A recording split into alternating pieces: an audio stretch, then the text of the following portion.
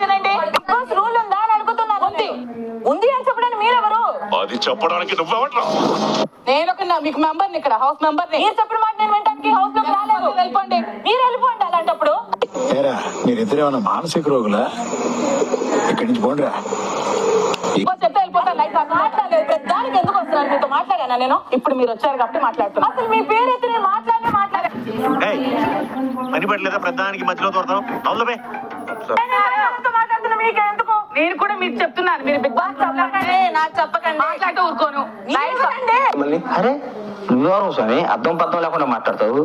నా హెల్త్ చెప్తున్నారా? అంత కావట్లేదా? నా హెల్త్ చెప్తున్నారా? అంత కావట్లేదా? దానికి కుక్కలాగా అరవాలా? అరవడం కూడా తప్పే.